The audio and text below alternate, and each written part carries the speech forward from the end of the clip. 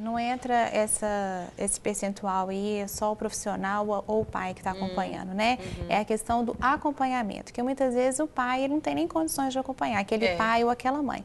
Então, hoje, o que nós temos que buscar, se eu não estou dando conta, eu tenho que buscar ajuda, né? Então, se eu vejo que eu estou um pouco limitado ali, eu não estou conseguindo ajudar meu filho, suprir, porque quando eu estou ali no dia a dia, eu consigo detectar a dificuldade dele. Então, eu posso ir lá, buscar a escola, buscar o profissional, olha, eu estou percebendo isso, que muitas vezes a professora nem chegou a perceber. Numa sala com 25, 30 alunos, né? Então, quando você acompanha, está ali nas lições, né? Está lado a lado com seu filho, você consegue levantar isso antes, perceber e buscar ajuda, né? Quando a gente fala essa questão, assim, da rotina, a importância de implantar uma rotina para a criança, quando eu falo, assim, para os pais, é, assim, até muito bonito quando a gente fala, mas não é fácil, dá trabalho, né? Então, assim, a gente tem que começar aos pouquinhos, de pequenininho, colocar sempre aquele horário, que sempre vai fazer o para casa, que é uma coisa menor, né?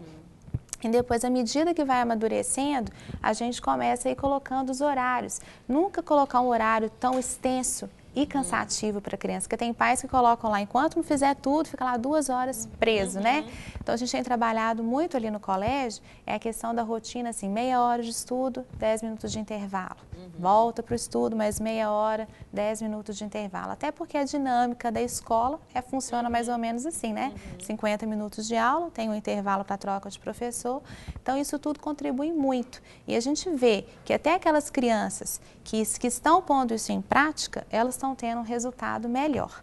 Então, assim, a mãe que está fora de casa trabalhando, ela pode deixar um caderno de estudo, porque ele vai fazer a rotina dela. Então, quando a mãe chega, ela corre o olho no caderno, a rotina, e ela já fica acompanhando, fica por dentro do que está sendo estudado, né? É verdade. Como a Joelma disse, ela percebeu a dificuldade das meninas em matemática, por exemplo, em determinado momento. Então, peraí, né? Eu tenho que dar um jeito, fazer alguma coisa. E eles cobram a sua participação ou não? Eles estão satisfeitos porque eles estão sendo acompanhados, estão dando conta, melhoraram bastante. E eles sabem também que você não pode dar mais tempo do que você dá. Não, eles não me cobram assim muito não, porque na verdade eu sempre procurei estar presente, né? Mas assim, aí é engraçado quando a gente acontece alguma eventualidade, alguma coisa que a gente não pode, né, estar, ou alguma coisa eles falam, né? Ou então cobro, principalmente o Gustavo, né? Menor e tudo, mãe, é minha reunião, você vai, né? E assim, nunca faltei, mas ele sempre me cobra, né? Você vê que é importante. E não quer deixar você esquecer de jeito nenhum, né? Exatamente. Uma coisa também da escola que eu acho que é importante é você estar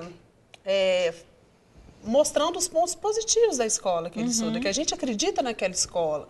Que acho que assim, é uma coisa, né, quase toda criança faz, às vezes algum comentário, aquele professor é chato, ou não explica bem, ou isso da escola não foi legal, né, ou alguma fala assim, a gente fala, não, mas, né, mesmo que no fundo você crie alguma dúvida, né, mas você se posicionar, não, a sua escola, o seu professor está certo, né, mesmo que em algum outro momento você vai procurar, né, através da coordenação, olha, o que houve, isso não ficou claro para mim, mas naquele momento você pontuar que você acredita na escola que está, que aquela professora que está ali é referência, é ela que está para ajudar, é ela que é autoridade, essas coisas, porque se a criança escuta, né, sua professora é chata mesmo, ou sua professora, aquela escola não é bacana, que atitude que ela vai ter perante o estudo, perante a escola? Né? Ela já sentiu um apoio seu. Então, eu acho que são coisas que a gente começa a não ser, né, apoiar essa parceria que a gente está fazendo entre a família e a escola. Com certeza, é muito importante. E muitas vezes a gente está falando que a questão de tempo, mas é mais importante ainda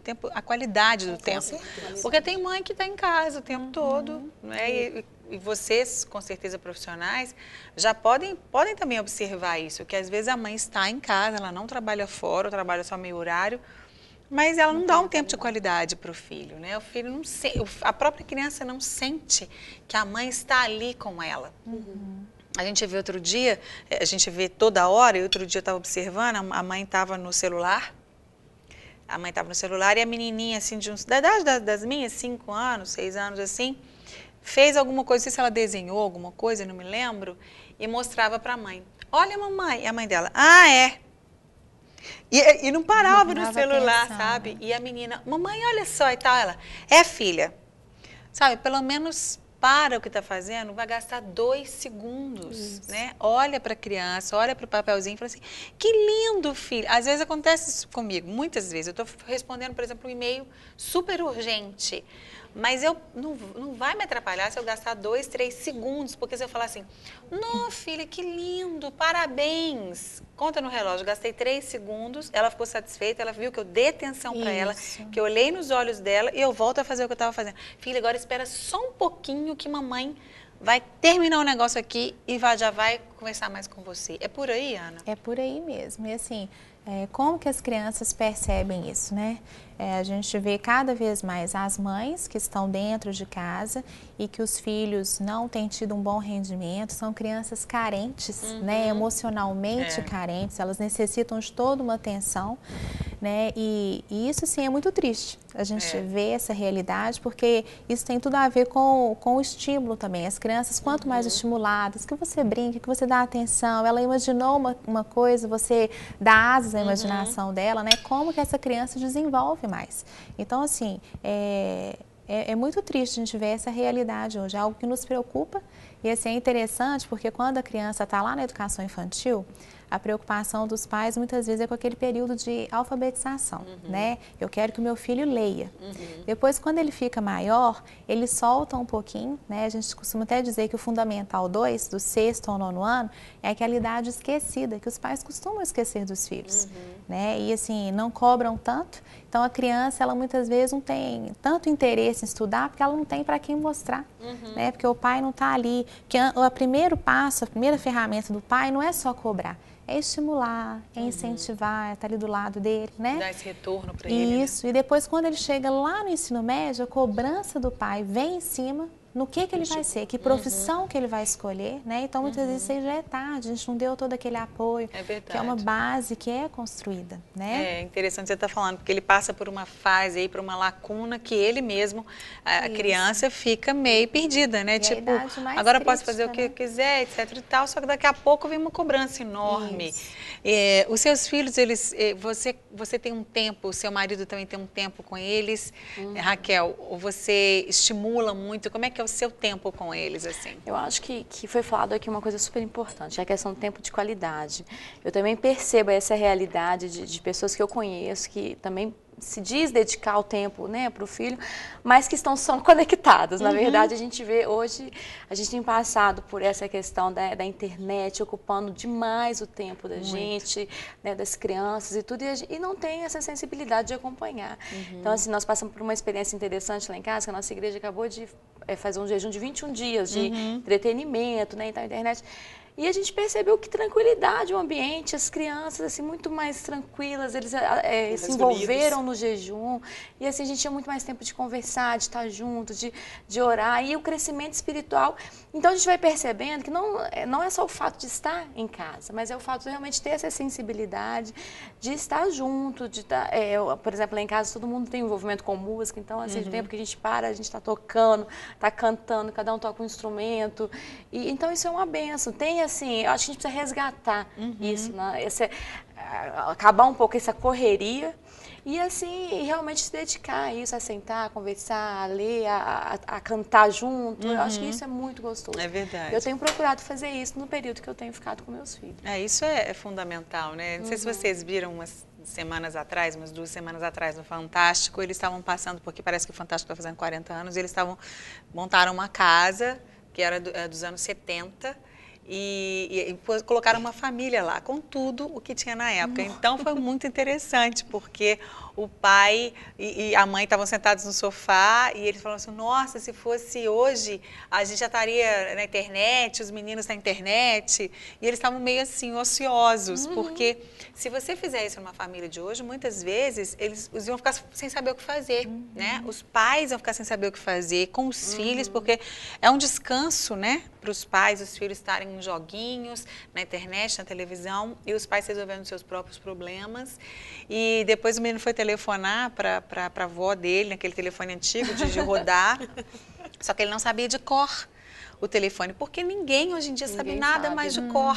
Então, se você for pensar, são várias coisas, né? Quer dizer, você estimulava muito mais a memória antes, hoje em dia ninguém decora mais nada, quer dizer, vamos prevenir o Alzheimer, gente, vamos raciocinar. Eu gosto de fazer conta na cabeça, eu evito a calculadora, a não sei que sejam contas muito elaboradas, mas eu gosto de fazer conta na cabeça, eu gosto de tentar guardar, de tentar decorar as coisas, porque eu gosto de estimular meu raciocínio o tempo todo. Eu acho que a gente não pode deixar perder coisas que são importantes para a nossa própria saúde. E a gente vê, assim, que se a gente deixar, a nossa família vai ficar assim, todo mundo robotizado. E se você tira essas coisas, esses estímulos, que são estímulos muitas vezes negativos, todo mundo fica sem saber o que fazer. Olha que maravilha, né? Você tá com uma música dentro de casa, se ninguém toca, como não é o caso da família da Raquel. Ninguém toca um instrumento, coloca um CD, vamos dançar, vamos cantar. Né? Lá em casa, as meninas amam dançar, principalmente a Mariana, então de vez em quando ela vai lá, ela põe a música, ela dança. Nem tem muitos móveis na sala, porque ela tem liberdade de dançar, de criar as danças dela, de brincar. E outro dia teve uma entrevista que ela teve que fazer com o pai dela, né? O que você mais gosta de fazer, que seu pai faz com você? Ela falou, brincar comigo.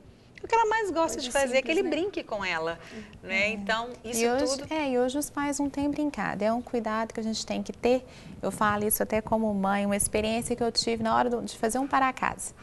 Né? Eu sentei com o menor para fazer, que está com 9 anos, e tinha um texto e que contava da menina, né? Que ela sempre procurava as pessoas para brincar.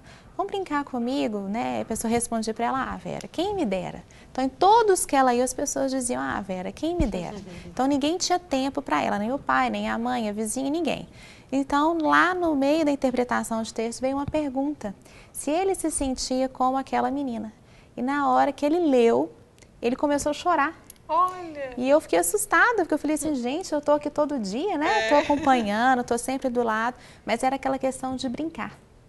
Então foi a hora que ele colocou para fora, porque muitas vezes meu pai chega e está no computador, meu irmão vai fazer outra coisa, você tem que fazer uma comida, mexer com alguma coisa em casa. Então como que aquilo mexeu comigo? Então a gente tem que ter esse cuidado, porque a gente está perdendo isso aí, né? A gente fica tão preso a tantos afazeres, a gente trabalha fora, chega, tem muita coisa para fazer.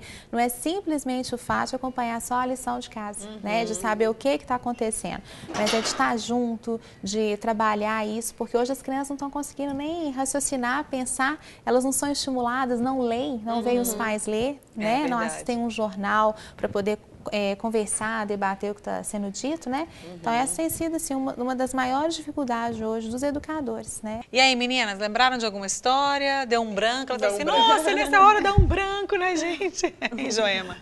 Deu branco? É porque eu acho que são tantos momentos, né, na verdade, assim, tantas dificuldades também, mas são tantos momentos prazerosos, tanta luta, né? Tantas coisas que eles vão crescendo e a gente vai ver, nossa, como valeu a pena. Não dá para resumir assim numa história.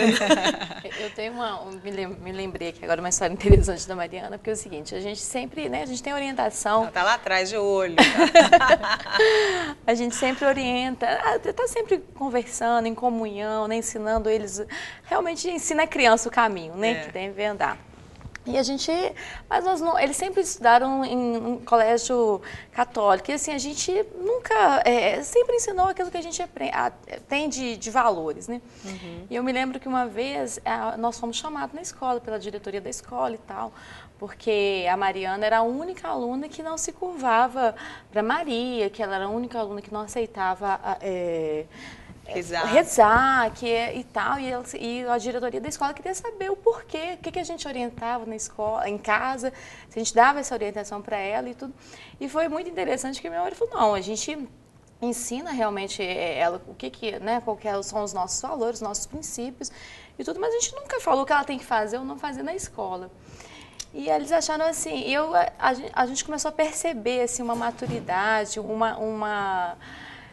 realmente assim, algo que nos impressionou em relação ao que ela aprende e o que pratica na escola. Então, assim, esse foi algo que nos chamou muita atenção na época, esse comportamento dela em relação ao que ela era orientada e o que a gente orientava em casa. Então, assim, realmente eu acho que a gente tem que ter um peso grande em relação à educação, aquilo que a gente ensina e aquilo que a gente semeia no coração dos nossos filhos.